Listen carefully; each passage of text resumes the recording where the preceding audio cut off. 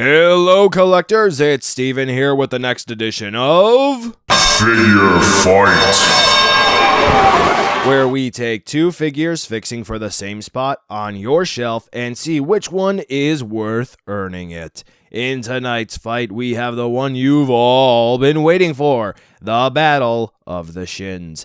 In this corner, clocking in at about $23, available in generally all markets. Representing North America, we have NECA's SHIN GODZILLA. And in this corner, weighing in at a staggering $120 or so, sculpted in part by the development team behind the movie and limited to the Japanese market, we have the MonsterArts Godzilla 2016. You've been begging for it, I've been wanting to do it, so let the salt flow and ring the bell. Remember, there is a poll in the description of this video so you can vote, and the community winner of the last fight was the MonsterArts GMK Godzilla. Round 1.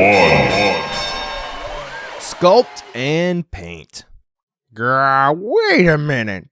Don't I get to be in this? No, Shin, you're a vinyl, not an action figure. You're not looking to take the same spot on the shelf as these two. And if you're gonna be replaced by either one of those, then yeah, no. Sorry, buddy. Oh, okay. I'll go Annihilate and destroy. somewhere else. Anyway, both figures are immediately at a disadvantage here because neither figure is accurate, nor does either figure truly crush out the other overall. However, we do have a winner here, so let's take a closer look to see who it is. Now, it's going to be a close one, but one of these figures does win. Now, the head on both figures, no favors to the overall design, because as you know, the MonsterArts one loses out thanks to horrendous slop, awful teeth, and the inability to keep his mouth closed despite having a very, very detailed mouth. And it's kind of confusing that this guy has a sculpt closer to accurate than the NECA does. However, in terms of details, the NECA has a nicer sculpt that we can see overall in terms of details, but the accuracy of it is suspect to a lot of scrutiny. Really, we don't have a major winner here, but as we move down, we start to see where the scale will tip, even if it's slight. You see, the MonsterArts does in fact have fantastically sculpted details on the neck leading down to the chest, but the paint apps completely kill most of any appreciation for it, along with major variability from figure to figure in terms of paint application. Meanwhile, the NECA has a combination of sculpt with paint which complements it well enough so this way we can see the actual sculpted details, which are nice, without it being muddied up by paint.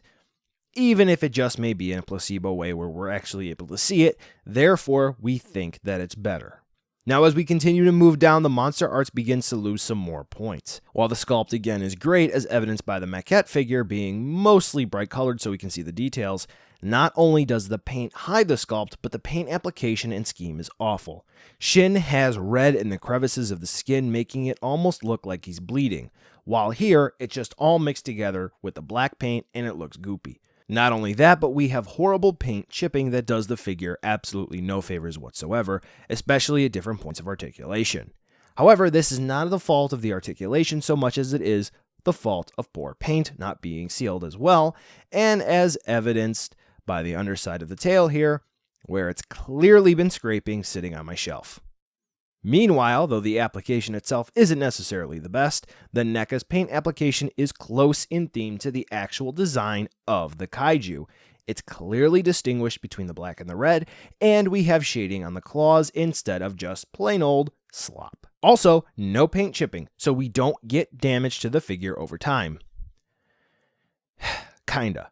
NECA is known for dodgy paint applications and stuff getting stuck to the figure in the production, so your mileage may vary here, but I haven't seen this consistent issue like paint chipping with the MonsterArts.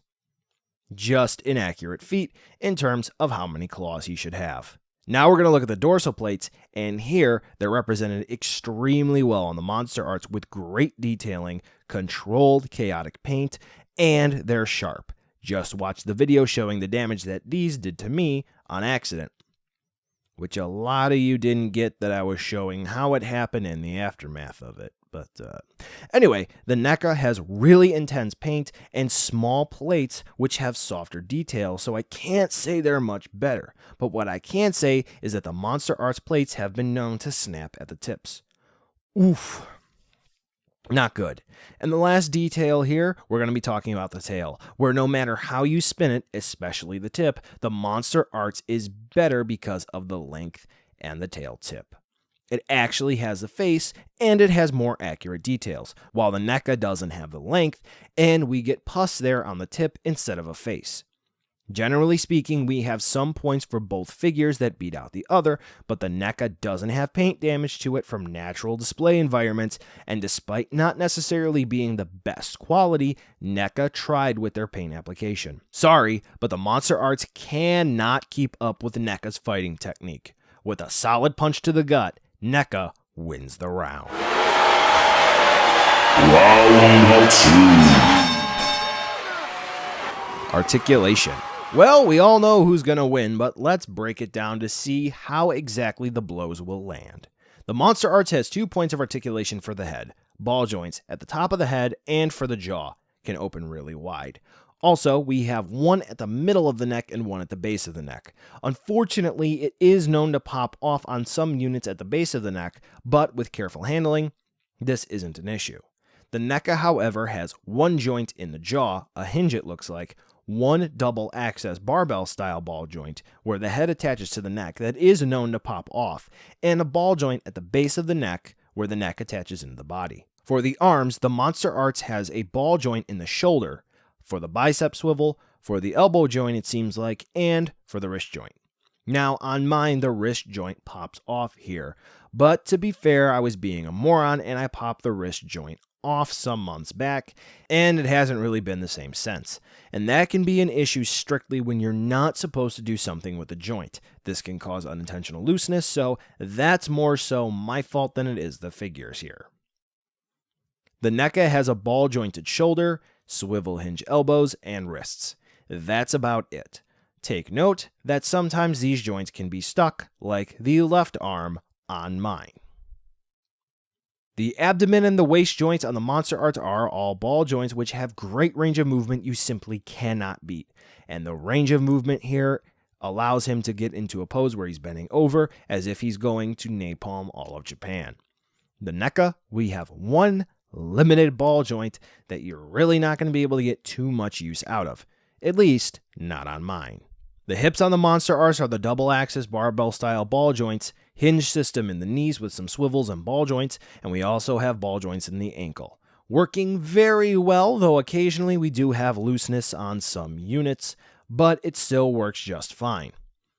This is much better than the NECA, which has limited ball jointed hips, swivel hinge knees, and ball jointed ankles. Yep.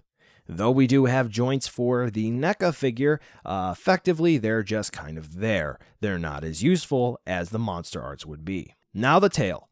This is complicated and it kind of sums up the differences between the two figures. The MonsterArts has way more joints, ball joints, with wonderful range of movement, but if you're not careful, you can really pop the joints off with ease, but just as easily as they pop off, you can pop them back on and get the figure back into a pose you were looking to get it into, which is fine and that effectively cancels out the bad parts. But even still, you shouldn't have these joints popping off. On the flip side, we have the NECA, which only has a few limited ball joints in the tail and a wire tail tip with limited functionality, and even the replacement tip that I have has already ripped. By the way, the joints here, they're very loose too, so good luck getting the tail into a nice solid pose.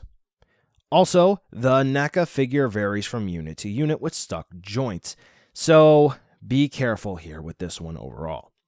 So, when we go to a pose off between the two, in every pose where the figures would be aiming for the overall same style, the SH MonsterArts achieves it easier and it looks more natural.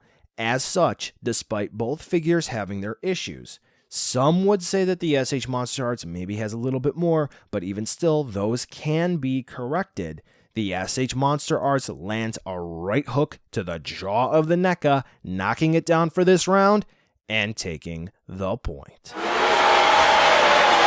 Round 3. Price. Coming in with a fast uppercut to knock down the heavyweight at $120, the $23 NECA figure wins the round in seconds with absolutely no struggle. Another point in NECA's corner.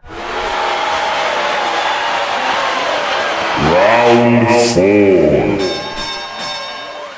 Size. As both figures circle each other in the ring, here's where the tough call comes into play. Shin is the largest Godzilla to date, but people want a 6-inch Godzilla. But it's about as large as Biollante. But 6-inch Godzilla. But almost 120 meters. But 6 inches. But, screw it. It's a tie here. No one's getting the point. Final bell. Now for the final result.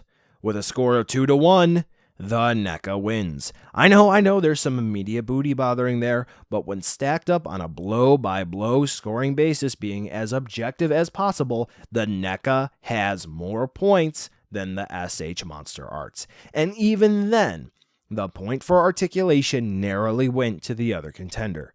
Personally, I prefer the SH MonsterArts over the NECA, but at about $20 and without a paint application that is damaged and doesn't even come close to what we saw in the prototype, yeah, no good. Have to give it to the NECA there. Now, here is a major disclaimer and a fact that you need to know. There will probably be a rematch in January 2018. You see, kids, the SH MonsterArts Godzilla 2016 is set for a reissue in January of 2018, and at this time, I'm debating whether or not to get it. Why? There is a chance that they may fix the paint and joint stability. If you watch my SH MonsterArts Shin Godzilla Awakening version, you'll see that there definitely are some changes to the joint stability. If this is true, and they do make some changes, even if subtle, this would result in the figure fight going into a technical tie, because there would be more product on the market for the SH MonsterArts where you could potentially get a better one. And at that point, like I said, we'll do a very, very quick rematch to see who wins then. Maybe. But for all intents and purposes for this battle, of the best of the worst, it goes to the NECA. Now, do you agree with the results? Did the ref make any bad calls? Did the bell ring too soon? Was there a total knockdown here missed?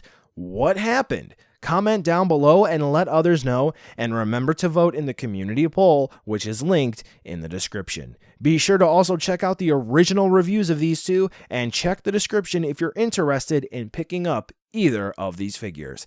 Thanks for watching, collectors, and I'll catch ya in the next video.